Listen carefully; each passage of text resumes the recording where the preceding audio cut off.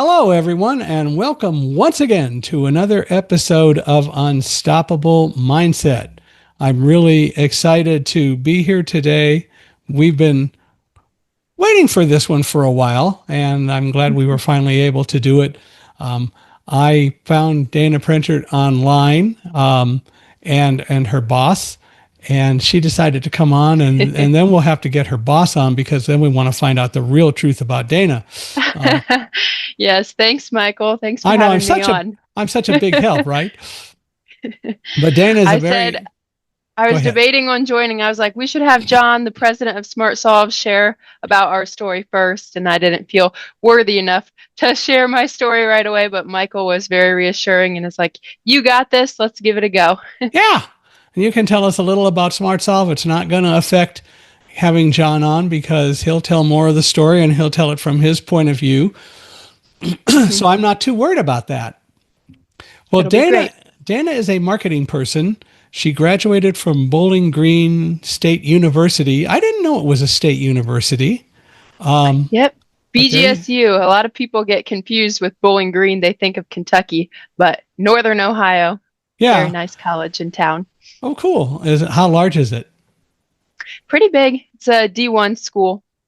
When I went to UC Irvine out here in California, one of the reasons I went was that it was a small school. It was actually a new school. Mm. The year I was a freshman was the first year they actually had a graduating class at UC Irvine. There were like about Wow. 2,500, 2,600 students. They had their first graduating class.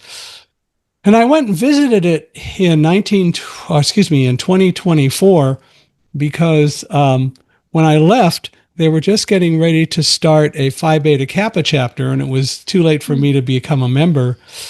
And in 2023, there's a magazine that generally is all about Sigma Pi Sigma, the Physics Honor Society, and they discovered me and they wanted to do an interview. And during the interview, as I love to put it, I shot off my mouth and said that, in fact, I was going to the school when they were forming the Phi Beta Kappa chapter, but it was too late for me to join because I was leaving. Mm. And one of the people who read that story was a physics professor who came to UC Irvine basically the year I left. And she is still there. She's still a professor. And she called me and she said, I am the historian for the local Mu chapter of Phi Beta Kappa, and we want you to come back and become an honorary member of Phi Beta, well, a member I guess it'd be an honorary member. It's not an honorary member. I'm actually a member, but it's of later on, not at the time being a student. So anyway, I went back down, and there are 32,000 undergrads at that campus now. It's crazy. Wow. So cool to see the growth. Of course, UC Irvine, or UCI, as they love to say, UCI actually stands for under construction indefinitely because it just continues. They're always building something there. It's crazy. Yeah. Yeah. BGSU has around 4,000 students. Oh, So it's cool that it's a big enough college, but they had really great professors and instructors where you didn't feel like just a number there. You got to know people by name. I was involved, yeah, in a lot of different student groups. One of the programs that was really cool was being a life design student ambassador. Ah, well, we'll have to talk about that, but Yep. I like the size. 4,000 is plenty large. That's pretty cool. hmm Well, tell us a little bit about you, the early Dana growing up and all that. Where did you grow up, and tell us about some of that. Yeah, of course. I grew up in a small town, Minster, Ohio. So that town's a lot smaller than BG, about a square mile, very good community. A lot of my family's from there. My mom's a school teacher at the school. So very great place to grow up, good traditions. And it's still close to Bowling Green. So it's an hour and a half drive away. So I still go home quite frequently and visit family and friends. So you went to school. What town where did you come from? Where were you born? Yeah, born in a local hospital right near Minster. Minster. So Okay. Minster, Ohio. We have a lot of German heritage.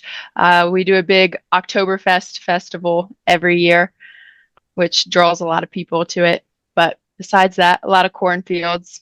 Grandpa's a farmer, family. So are you a Yeah. beer drinker?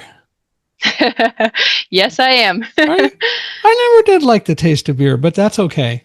I did take 3 years of high school German, so maybe that counts for something. Yeah, there you But go. cool. Well, so you went to school there, you went to high school and all that, and Yep.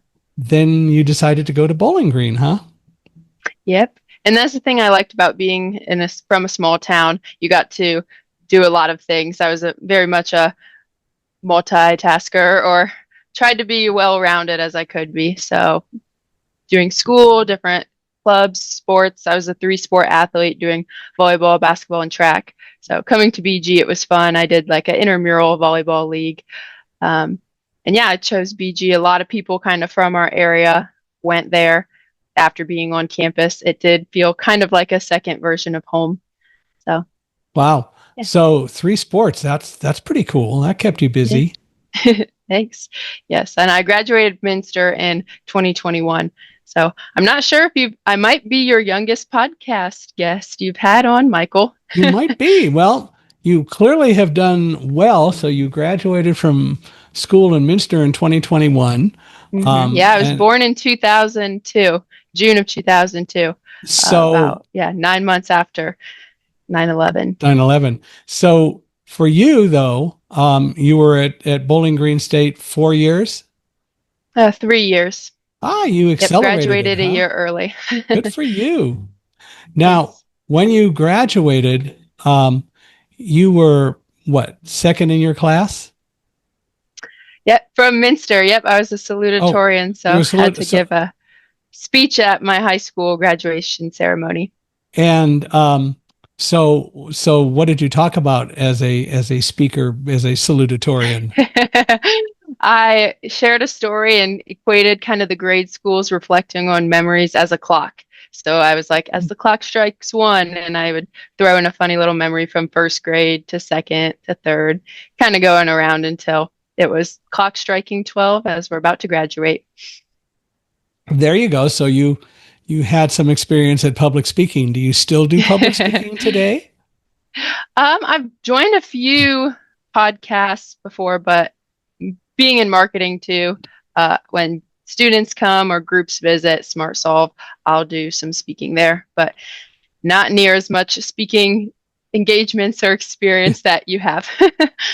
Well, so you went right into Bowling Green and you decided right up front you were going to do marketing, or what did you major in at first, or did you Yeah. always stick to one? I was debating between two things. So, yeah, I liked marketing, liked the business element. I had an older brother who went to BGSU as well. He was in the College of Business. Um, but I also liked design. And in high school, I was on the yearbook committee. So I liked to take pictures, liked to design the pages. So I tried out a few different classes before officially declaring my major. VCT is the program, Visual Communication Technology. I took a few classes in that, but ultimately, after my first year, decided to go on with business and marketing as my specialization. Well, but even so, VCT is in a sense related to marketing, although I understand it's a Yeah. specialty as well. Correct. Yep. Very much related into it, work hand in hand. I'm actually hiring for a digital content coordinator right now. So it's cool to um, have somebody that I'm looking for with more of that specialized experience. And are we looking at people from Bowling Green? Yep, it's a in-person position. So looking at people around the area or willing to Yeah, commute. yeah, because hmm otherwise, bringing somebody in from out of state or from a long way away and paying moving expenses and all that, that's a bigger challenge. hmm Yeah, and one of the things I was involved at BGSU that I really loved this program, it was a new program they were implementing called Life Design. So basically, it's based off of the book and research that the Stanford uh, Bill Burnett and Dave Evans did, Designing Your Life. But basically saying that a lot of students come to college and don't know their major and are undecided and trying to figure out classes. So it's just a way to build community along the way. And it's a class for first year students to help them prototype different pathways and different avenues for their life in So do different. they get a chance to look at different kinds of curriculum, different disciplines, and so on? Yep, different curriculum, different careers, thinking, planning out your years if you would go in this major, join this major, do this club. Basically, just getting people to think outside of the box. And prototype is a big word that they used in design Hmm. different pathways that work for you. How's that working? Yeah, it was a really great program. I was one of the first people to come as a freshman to have that class. And then the class evolved and grew. My second year at BG, when I became the life design ambassador, I joined a class and was helping the first year students out. And the program continued to grow, continued to grow. We actually had a new building dedication, the Jeff and Jan Radbill Center for Life Design. So I got to be a part of the whole new building opening, grand ribbon cutting ceremony, and just cool to see something build up. Is it still going on? Yeah, still Oh, going cool. on. And it's a big kind of differentiator of what BGSU has compared to other colleges across the Yeah, US. I can imagine that is pretty unique, but it really sounds like a great tool because I think a lot of people aren't necessarily as ready. And I don't know whether as ready is the right way to put it, but as ready to make a commitment as to what major, or maybe it's just that people want to really look at options before they make a decision. But either way, it's great to have that kind of a program. And being a student ambassador just helped students get adjusted. Like this is the first time a lot of kids are living off on their own. And so just being there as a reference and resource for them.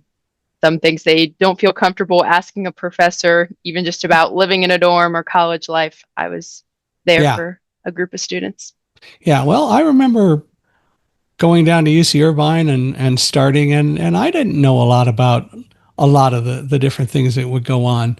hmm But for us back in the day, as it were, you were just kind of thrust into it, and you could learn it. But again, I think that's one of the reasons I really like the fact that it was a fairly small college or university at the time. And I remember I was put in the dorm with all of the athletes for the campus, not being an okay. athlete, but they had a world champion water polo team and other things like that.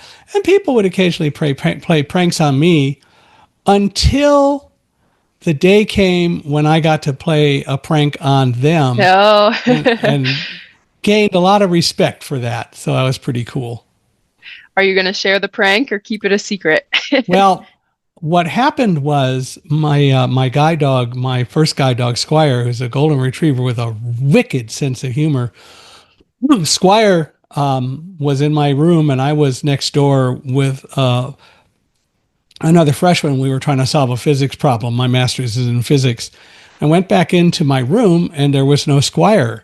Well, it turns out that they had stolen Squire, and they hid him, and I kind of figured that part out, but I went through the dorm looking, and of course everybody was snickering and watching me.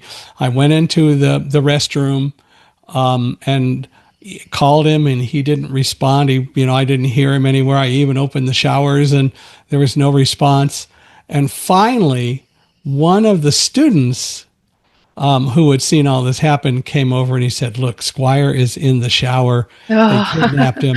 And we went in and opened the door, and Squire comes right out bouncing and having a good old time, having put it all over on me, as it were.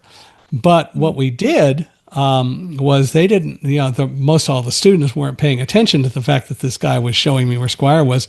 We hid Squire again. And I went out and got really ticked saying, "What did you guys do with my dog? I'm sure you took the dog." And everybody was laughing. "Oh, he's in the shower." And they went in the shower and there's no dog because we hid him elsewhere. Uh-huh. Okay. So, we got back at him. It was kind of fun. Oh. And Squire made no noise when I was looking for him. What a horrible sense of humor.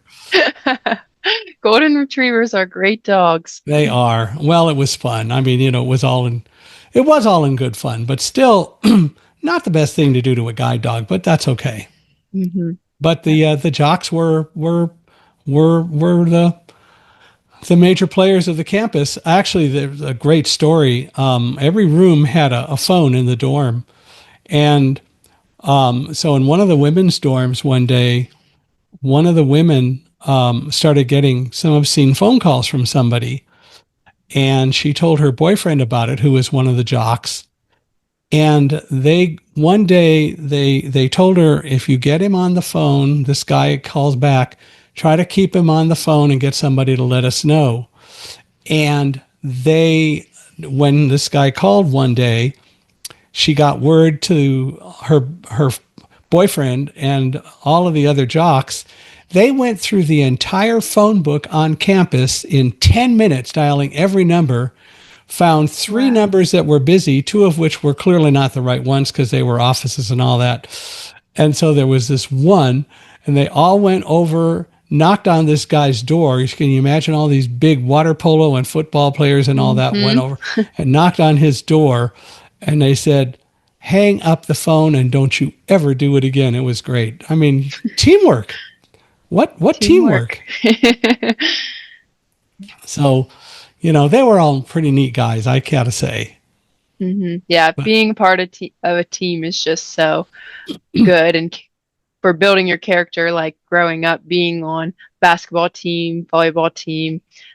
My basketball team actually made it to state in the year 2019. So ah, you really do form a nice bond with them. And even now, as I'm in a different phase of life, your work team, workplace, it's just really important is skill. really important too. Yeah. Well, if you were to describe your hometown with one word or whatever, how would you describe it? Ooh, that's a good one. I would say tradition, just because we do have so many traditions that bring the community together. Our Minster's school motto is tradition of excellence. So Mm. that's what I would use. So that's pretty cool, though. Um, Hmm. but you've had parents who honored you, but who also, I'm sure, did a lot to teach you things and help you grow up in the right way. Yes, yeah. A lot of thanks to both of my parents. Yeah, Mark and Jody. And then I had two siblings, two brother siblings, and one sister. So family of six. Wow. Yeah, it was great. And I and was the the second oldest. So I had an and older brother kind of paving the way, me, younger sister, and then a younger brother who's a senior right now. And he's debating on where to go for college. And I think he's also going to be going to VGSU. well, and I'll bet older brother especially made sure that sister was treated well. Yep. Yeah, brothers do that, right? Hmm. But that was fair. That's okay. Well, so you worked pretty hard at it all and Hmm. and had a lot of fun. So tell me more about your whole time at college getting marketing degrees and what all that was like and then how you ended up going to work for somebody close by. That must have been a joy. Yeah. So, yeah, I loved marketing. And as I said, VCT, I was considering that. And I could have graduated like I did in 3 years with just marketing, or I could have stayed longer and did an international business specialization. I love traveling. I've been to 10 plus countries. And yeah, thought about doing a study abroad because that older brother of mine, he did do a study abroad in Strasbourg, France, and Ah, loved it. But instead, I came across this program called the Ohio Export Internship Program. So basically, it's a program designed for small to mid sized companies in the state of Ohio. And the state helps them out by going through the whole interview process for a candidate, all the screening, teaching them adequate coursework, and then they'll pay for half of the intern's wages for the summer. So in the spring, I did a 3 credit hour course, had a group of 20 students in my cohort, and then all different colleges in the state of Ohio participated in this too. But then I could have been matched up with a business anywhere in the state of Ohio for my summer internship, summer of 2023. And I just so happened to get matched up with SmartSolve, and that's how I came to know about them. Cool. Well, so having been a three sport person and all that, what do you find today from all of your sports experiences that helps you in your career, and how has that all stuck with you? Yeah, definitely the hard work and the grit and drive, being able to um, focus your energy and really go when you have to go. Yeah. And yeah, managing your time effectively. Like when I was in sports, you still had school, you still had other things you had to do in the evening. So being able to manage your time and get a lot of things done. So you learned a lot about time management, having to Hmm. juggle three sports and everything else that you were doing. And Hmm. so, how did all that work when you got to Bowling Green, though? Um, did you have as many different kinds of activities? You weren't doing three sports at Bowling Green, I presume. Yeah, no, less sports and more trying to focus the academics and, like I said, what I wanted to do with my life. So yeah, I spent a lot of time being the ambassador for life design. Still did sports just for enjoyment, fun. I did an intramural volleyball league. Um, yeah, I was involved in the American Marketing Association. Once I found out my true passion, I really liked marketing. Um, was involved with that. And I was also involved in, uh, through the College of Business, DCODI, Dean's Advisory Council on Diversity and Inclusion. Mm. What did you think about that? Yeah, it was really good for me to be a part of and opened my eyes to a lot of things because my small hometown, though I love it and we have great tradition, we are kind of a little bubble of not a ton of diversity. So being opened up to new perspectives and new things was really beneficial. Hmm. Well, certainly there were other small colleges around. Why did you specifically choose Bowling Green? Yeah. I think I wanted, it was a perfect distance. I still wanted to be close to my family and close to home, but also I wanted to go out and experience on my own. If I chose a school too close to home, I would just be driving home, coming, eating dinner with my parents, and not really fully immersing into my independence. So, So it was kind of just the ideal distance, if you will. hmm. And being, like I said, a bigger college, so there is more opportunities, sporting events and games, but they had it at an affordable price too. Like going to football games, my friends and I love to go watch and cheer on the Falcons, but it wasn't like a big school where we had to pay a lot for the tickets as well. Students got free tickets to all sporting events, so I enjoyed that. Oh, that's cool. How big was the stadium? Pretty big. I don't know the exact size, but yeah, it's right off the highway too. So as you drive on 75 through Ohio, you'll see the stadium from the road. Cool. Well, but you enjoyed it. Do you still do any work or activities at Bowling Green? Yeah, so I'm living in BG right now as I work at SmartSolve. They do have a program called the Regional Network Leaders, which tries to keep alumni engaged. So I joined that and I'm on a team with 7 other individuals, just helping keep the alumni connected to the university. How's that working? It's good. It's good. Great to meet with people and just gives me something else to do besides work in the evenings, but it's not a huge time commitment. We meet about once a month. But it works out pretty well. Hmm. Well, so you worked you worked as a life design ambassador. Do you still do anything with that program today? No, not as much as I would like to.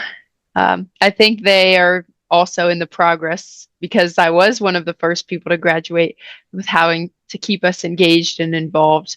I still am connected with a lot of them on LinkedIn, and sometimes one of the life design coaches will message me if a student has questions or wants to just have a quick prototype call or conversation to learn more about marketing or their field.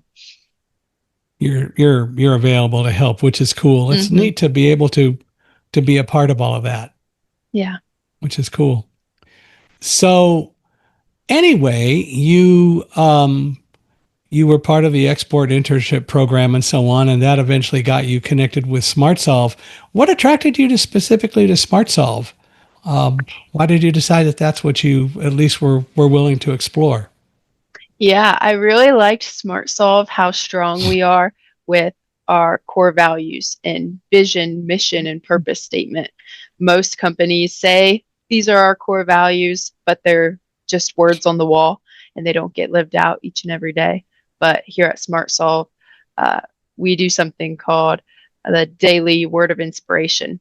So we have about 20 full-time employees on our team, and we'll just have a calendar. We rotate whose day it is for inspiration. And it's just a brief 15-minute meeting, how we start our day every day. And you can share a personal life story, you can share a Bible verse, any watch a video, motivational video, anything you want to give for your inspiration. And then we start our day with a word of prayer, optional word of prayer. Well, that's pretty cool, and certainly that's a lot of commitment. I was going to ask why you feel that um, the whole idea of SmartSolve and what it's doing um, generates so many important values, but it's pretty clear why that's the case. Yeah, the core values are character, drive, innovation, joy, humility, and growth. All So it's right. really cool to hear those lived out. Um, and you can see our team members each embody it. SmartSolve is a faith-based company, but we don't discriminate or only hire people of the same faith. In fact, not everybody's Christian that works here, but we are open about it because we want people to be comfortable about it or be knowing that we do have that optional daily prayer every day. Well, and I think there's value in that. I mean, I think important to recognize that there are a lot of different religions in the world, and the fact Mm-hmm. is, if you really study most religions, they all pretty much essentially end up going to the same place, and they all believe in the same basic rules anyway, Mm-hmm. Yep. Unity. which is pretty important, which is kind of good. Mm-hmm. Well, where did the term or the title of the company Smart Solve come from? Yeah, so John, he's our current CEO, co-founder of SmartSolve. He SmartSolve, he calls himself entrepreneur because SmartSolve was under CMC Group, which is they had a bunch of different businesses. One of their main things was supplying labels, any and all kind of labels.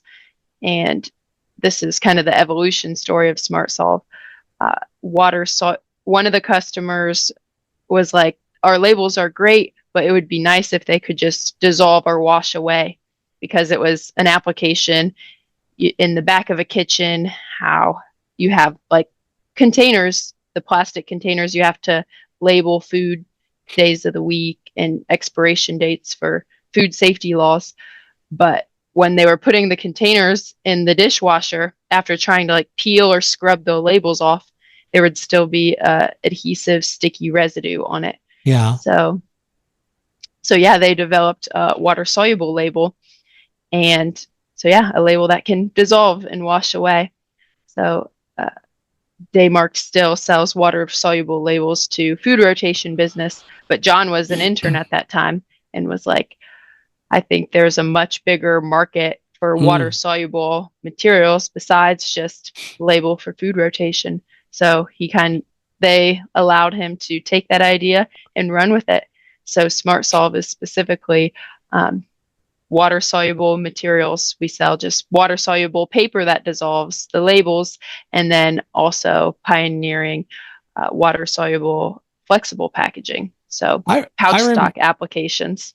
I remember many years ago, um, and I still don't know how they knew it, but um, I got a package in the mail and it had popcorn in it, Mm-hmm. the shipping stuff, and somebody said, "Oh, this is that water soluble popcorn. If you put it in water, it'll melt." And I Mm. was going, no, couldn't be. And Yeah. sure enough, it was. I don't know what visually was the clue that that was water soluble, but it was. hmm Yeah. So our company, SmartSolve's vision is to make packaging no longer trash. So Yeah. we realize the increased amount of plastic packaging or just any packaging unnecessary uh, consumption going on in the world today. So having an avenue or a smart solution of how to solve the problem. Well, you can always come up with a new kind of straw that everybody can use that if they throw it away, it's not going to fill the world full of plastic. That's another hmm story. Yeah. But Yeah. but And yeah, microplastics too, the increasing research and studies how microplastics are impacting human health and the environment. One of the fun facts we like to share is, well, not fun fact, but sad fact that by 2050, they project that uh, plastic in the ocean will outweigh fish in the ocean. mm, I hadn't heard that one, but I'm not surprised, which is so unfortunate. hmm Yeah. Uh, Great garbage patches of just waste forming out Is in the ocean. is there a way, has anybody looked at the fact that, yeah, there's a lot of trash out there and so on, and it's great to come up with trash that won't be trash that will dissolve. But what do you do with all the stuff that's there? Has anybody been working at all on finding ways to dissolve that stuff as well? Yeah, I think that's harder because it's Yeah, already all out in the ocean, but there are efforts and people who go out and try to collect it. But then it's like, once we take it out of the ocean, where do we put it? Just into massive landfill areas. well, that's why I was wondering if there is some sort of a chemical process that could be introduced that would dissolve a lot of that material rather than trying to collect it and take it somewhere. But I realize it's hmm a much more of a significant challenge to do hmm because you don't want to hurt the fish and you don't want to hurt the ocean, but nobody has come up with a way to just dissolve all that plastic and stuff yet. Yeah. And our material is non-toxic to fish, so it's we don't want people to we wouldn't Right, say just throw it in the ocean, but if it would end up litter becoming there, it would dissolve, be safe for fish. right. There's multiple end of life avenues for SmartSolve's packaging, which is yeah, flushable too. So some customers of ours are like toilet bowl cleaners or feminine care tampon packages that is flushable. So you can just flush the packaging down the toilet. Right. Which, you know, and all of that is very important, but it still seems to me that hopefully somebody someday will figure out a way to dissolve all the stuff that's out in the ocean Yeah. because I think collecting it is never going to happen as fast as it gets thrown in the ocean in the first place. hmm Yeah. Especially in different countries around the world where there's not as adequate systems set up for landfills or recycling, and the waste is just much more incremental. So when you graduated and you started at SmartSolve full time, what did you do? Yeah. So actually, so the Ohio Export Internship Program, I was a full-time intern for the summer of 2023. And Okay. then I was finishing my final year at school at BGSU, but they offered me to stay working part-time. So I did work part-time at SmartSolve my senior year of BGSU. I was a sales development rep. So business development. I had to do a lot of cold calling. So you just pick up the phone, try to call people, tell them about SmartSolve. And so, yeah, I did that until I graduated in May. And then they kind of knew that they wanted more marketing support. And I liked marketing better than the sales Better prospecting than side. sales, yeah. So they created a position for me, marketing coordinator.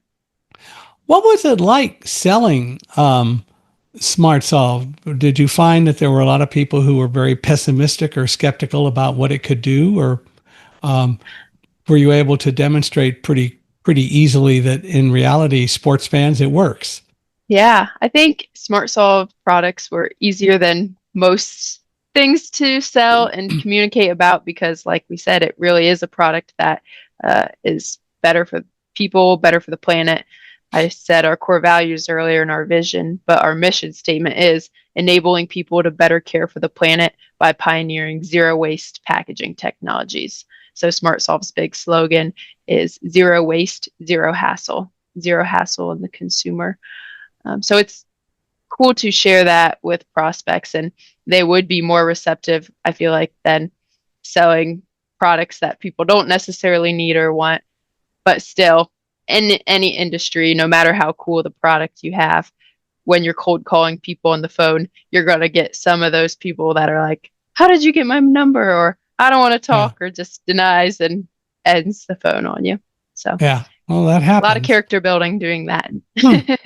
I experience it oftentimes today looking for speaking opportunities, even. So, same concept. Mm-hmm. Yep.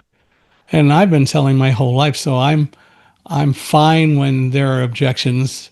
When I at least there's a lot of truth to the fact when I at least get an objection, at least I can then go off and deal with it. But the people who just shut Mm-hmm. you down and you don't even get the opportunity to deal with the objection, that's a different story. Mm-hmm. Yeah, it really does. So was John a chemist or how did he develop all of this? Yeah, so John had a team of like independent contractors that he would work with, and also just some of the knowledge with the water soluble label coming from CMC. But yeah, we have a lot of different team members now, research chemists, employees that helped bring this product to life. And one of the cool things is doing a new product launch. So all of our typical water soluble materials we have today, you can still buy, but we just now launched a new product called Pure Nil Zero, which is a completely plastic free, 100% bio-based packaging substrate solution. Is packaging constructed like that um, more or less stringent or sturdy than the more traditional kinds of packaging, or is that something that you've been able to overcome and it's not any less durable? Yeah, it all depends on what you're trying to package in it. Yeah, it won't be as strong as plastic, but a lot of customers will use it for like powdered solutions. So obviously, if you have like liquid hand soap, you can't put that in our package or it will start to break apart. Yeah. But there's a lot of like travel and convenience powdered packets that work great in our material. And the thing about Pure No, which is this new product, it is approved for direct food contact. So our other packaging is more agricultural, personal care, laundry dish, a lot of those applications. This new product is approved for direct food packaging. So say you would have a powdered drink pack mix, instant coffee, and eventually we want to get into more snack packaging, but there becomes certain limitations with oxygen and moisture barrier. Yeah. Well, but that's still it is really fascinating to hear about this though, because Mm-hmm. there's so much that that goes into it. It's really kind of fascinating to see. Do you have customers all over, or mainly in Ohio, or what? Yeah, we do have customers all over the world. In fact, a lot in the European Union, that area, a few Hmm. customers in the UK. Since sustainability, new laws are happening all over. So you recently became the marketing manager. Tell us about that. Yeah, so yeah, I was Very, very marketing rapid upward mobility there.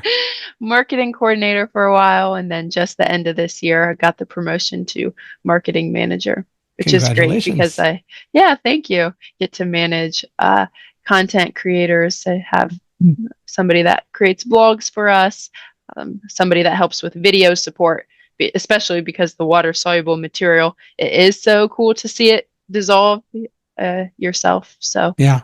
doing a lot of video creation. And then, as I mentioned earlier, we're hiring for a digital content coordinator, a full-time in-office role.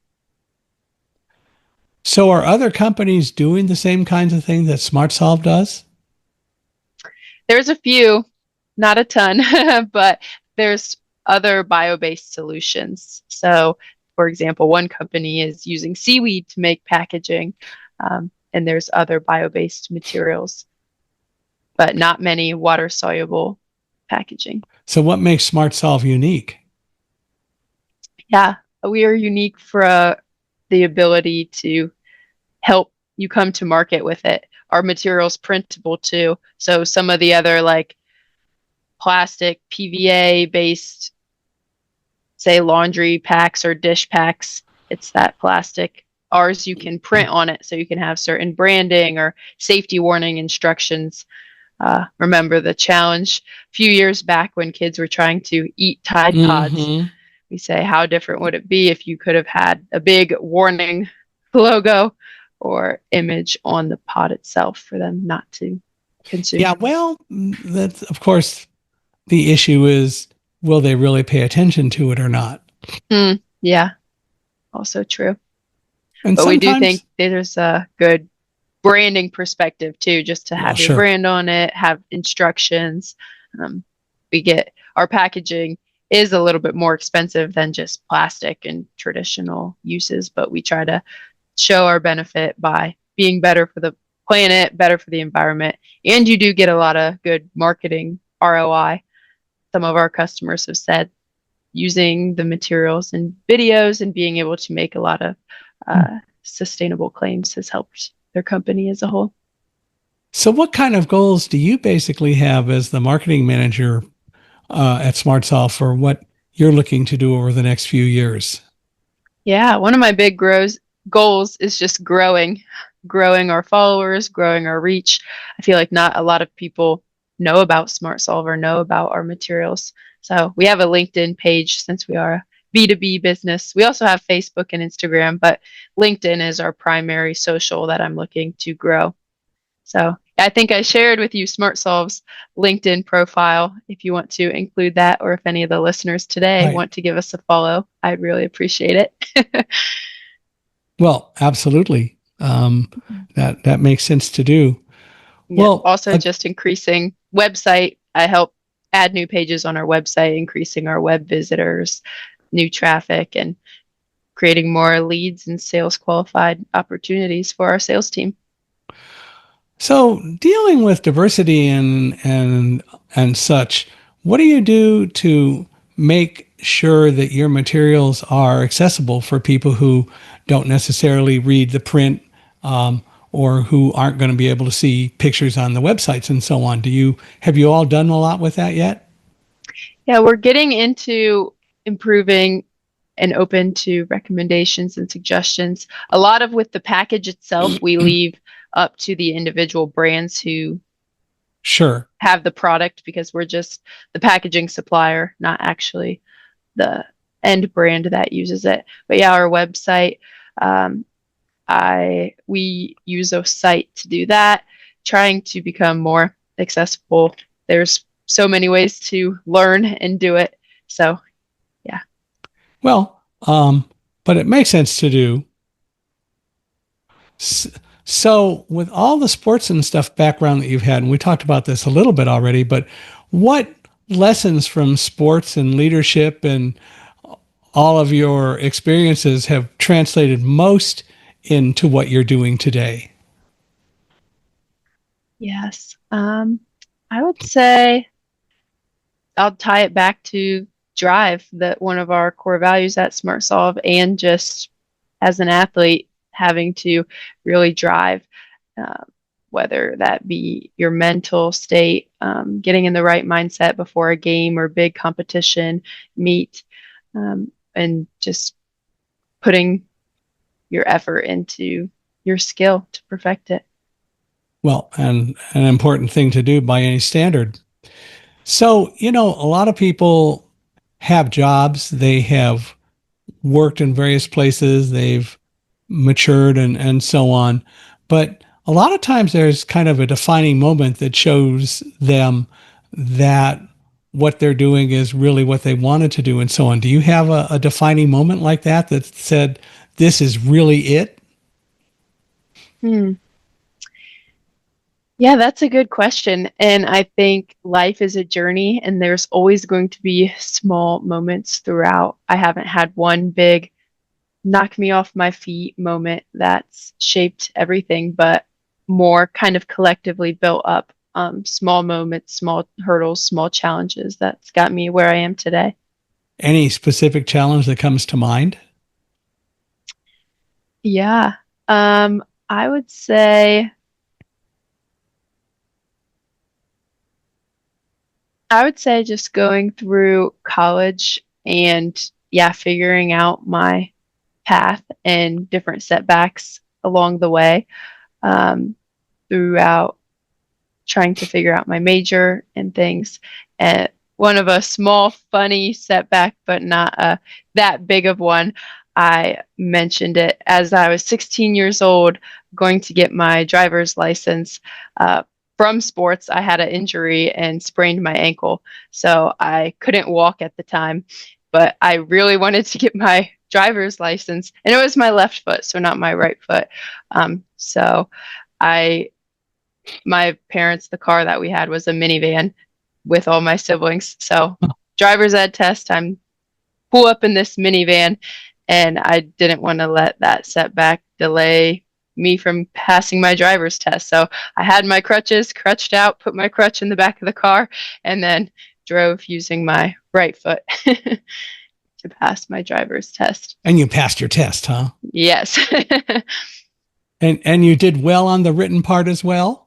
hmm Yep.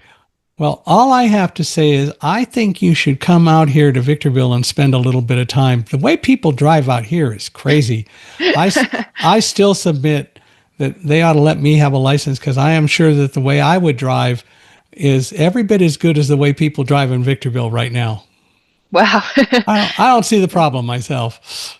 Yeah, and it's crazy with innovation, the new things coming up, like nowadays, the autonomous vehicles. I'm Well, curious to yeah. see in the next years how that will impact driving when I am older and have children. When will they have to get their driver's test like that? Or there's some bold suggestions that say in many years to come, you won't have to drive a car. Well, I, in all seriousness, am really of the opinion that it will be great when autonomous vehicles are really as stable and as foolproof as they ought to be, because I think that we really do need to take driving out of the hands of drivers. It's just too many people who do too many crazy things on the road.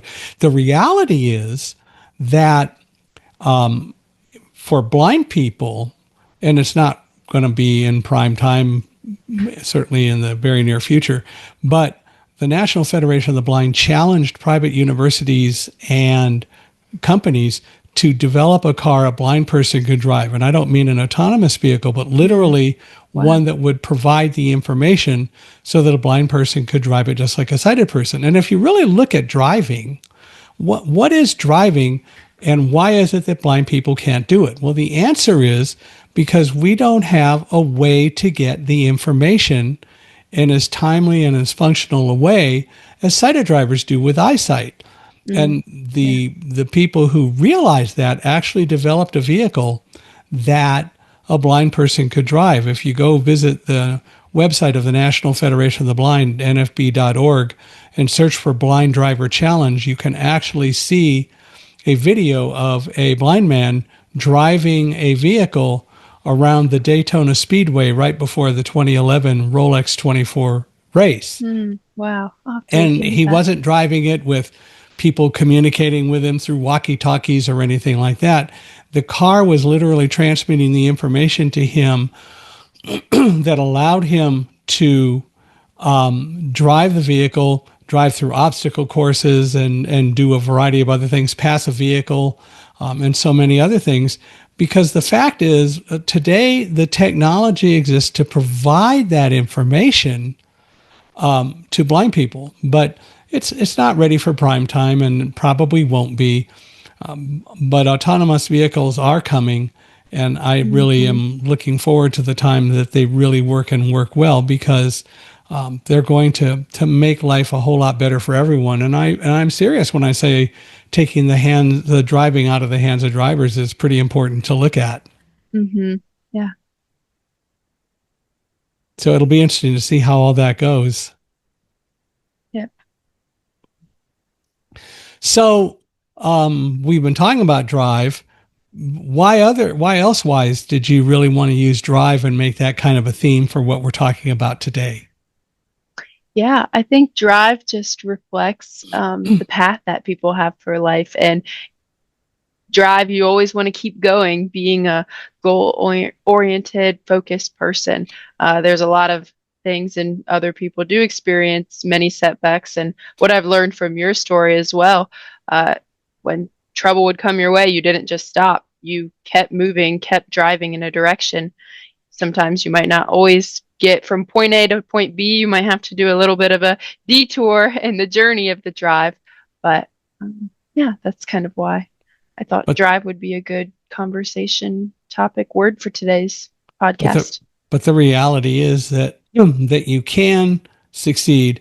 I tell people all the time that I reject the concept of the term fail, because if you fail, that's kind of an end all. You just screwed up. Well, you didn't screw up. The issue isn't failure. The issue is what do you learn from it, and the Mm-hmm. issue is how you move forward. And so I've learned that in reality, when things don't go right, I'm my own best teacher. I'm the one that has Mm-hmm. to Yep. take that information and internalize it and figure out how to move forward. People can suggest, people can help, and I think that's important. But for me personally, and for every individual on the planet, ultimately we have to internalize it and make it succeed, which is, I think, so very important. Yeah, and connecting some of those points is what we would talk about in life design too, because students would come, and if they wouldn't pass a certain class or wouldn't do a certain thing, they would see it as a failure. And it's reframing failure and redefining it that, yeah, it's not in fact a failure, but a learning opportunity and experience It is. It's now. a growth opportunity by any Yeah. standard, and that is something that we all really need to work on, hmm because failure just isn't fair and it isn't right, and we've got to get hmm away from thinking that it is. And even reframing your experiences or statements you choose to say and think and believe about yourself. Like I'm, as I said, one of a younger professional. Sometimes it can be intimidating, or in a room full of people that know more than you, I could be down on myself and look at it and say, oh, I'm the youngest here. I am most inexperienced. I don't have as much skills or sets. Or I could reframe it and think of it in a positive light and say, I am young. I offer a new mindset. I bring new skills, new things that um, aren't already established. So kind of having that confidence and positive outlook to be able to reframe The other part of that, yourself. the other part of that though, is that yeah, you're young and all of that, but clearly some people have thought that you have a lot to contribute and you're already doing that. And hmm so obviously life is a place where we can learn, and we do need to continue to learn. But the reality is that we can always find learning as an adventure and something that we need to do. hmm And I think that that's exactly what we should be doing regularly, because it's always all about learning, Yep. which really makes a lot of sense. hmm So, for you, what's next for you? Do you have any notion? Yeah, I think I'm excited to continue developing this role, this new marketing manager role at SmartSolve. I do like to travel. As I said, I've been to a lot of different countries, so wanting to further learn more about the world, new people, new places. Um, yeah, I want to have a family. I have a boyfriend that we're getting kind of serious. So looking forward to that next phase of my life and how well of a role model my mom was for me. I do want to be a mom as well someday. Cool. What countries have you been to? Yeah, I've been to Mexico, been to Portugal, been to Spain. One of the recent family trips, we just got back from Costa Rica. It was Hmm, gorgeous there. We left right after Christmas and got back January 7th of this year. So That's why I'm still a little tan from the trip. Good for you. But yeah, it was a good mix of adventure, zip lining, rock climbing, hiking, and then also just getting to relax and be in warm weather by a beach. Yeah. What other countries? Other countries that I've been to, um, went to Punta Cana. That was a very nice one. The Dominican Republic as the country. Mm, Yeah. cool. So the whole family went? It Mm-hmm. was a Yep. All family trip. 6 of us. Wow. Yep. It works out nice because I have one sister and 2 brothers, and then my mom and dad. So it's kind of perfect. 3 and 3, 3 girls, 3 boys. Yeah. Well, that's pretty cool. I'm glad that you get a chance to have some of those experiences. What have you learned by going to other countries? Yeah, I've learned a lot, just the way of life, the way they do things. Speaking of, since we just got back from Costa Rica, one of the sayings they say all the time is pura vida, just pure life, and kind of a more not as upbeat, fast, hard-paced environment as the US, more free. Um, yeah, but also it depends on the trip too. I've done some uh, local mission trips. I wanted to do an international mission trip. I had it scheduled, but then that's when COVID happened, so Oh, I had to cancel that. So bucket list coming up soon. I'm going to do a international mission trip, but that'll be it fun. is different when you're traveling for just enjoyment, vacation versus other purposes. You find that a lot of places where you visited don't tend to take, and I don't mean this in a negative way at all, but don't take life as seriously as we tend to try to do here. Mm-hmm. Yeah. Yeah. And it makes a lot of sense to lighten up a little bit and ought to do more of that. Well, Mm-hmm. if people want to reach out to you, how do they do that? Yeah, they can message me on LinkedIn if they have a LinkedIn profile, or they can go to What SmartSolve's website, contact us through there. The form what's your LinkedIn submissions name? get Your LinkedIn sorted to handle? me. Yeah, Dana, just my name. You can search it. Dana Prenger. Dana, Dana, Prenger, Prenger. Okay. Well, I hope people will do that. This has been fun, and you've got a lot of good insights that you've offered. And we're going to have to, after you're marketing for a while, we'll have to have you come back and tell us more stories. Yeah, that would be wonderful. And yeah, thank you for having me as a guest. Super Well, fun. now And your yeah, job we'll is to see get if, John. yeah, now we'll get John on, and he can, I gave you a little warm up to SmartSolve. He can get into more of the details. Yeah. Well, I want to thank you, and I want to thank everyone for being here today. We really appreciate it. Love it if you'd give us a 5-star rating wherever you are.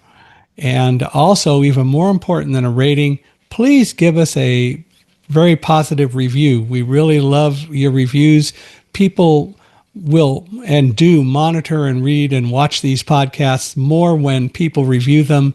So we'd love you to voice your thoughts. If you'd like to reach out to me, I would love to hear from you, and especially if you might know, and Dana, you as well, of anyone else in addition to John who ought to come out on Unstoppable Yeah. Mindset podcast. Feel free to email me. And we're changing the address, so it's easy. It's speaker, SPEAKER, at Michael Hingson, MICHAELHINGSON.com. Love to hear from you. Love to get your thoughts, and we'll value them a lot. And if you know people who ought to come on, please introduce us. But again, Dana, I want to thank you for being here. This has been absolutely a lot of fun, and hopefully we'll get to do it some more in the future. So thank you. Yes, this was great. Thank you, Michael. If you're ready to go deeper into the ideas that shape how we see ourselves and others, I have a free gift for you. Head over to michaelhingson.com and download my free ebook, Blinded by Fear. Keep learning, keep questioning, and keep choosing to live with an unstoppable mindset.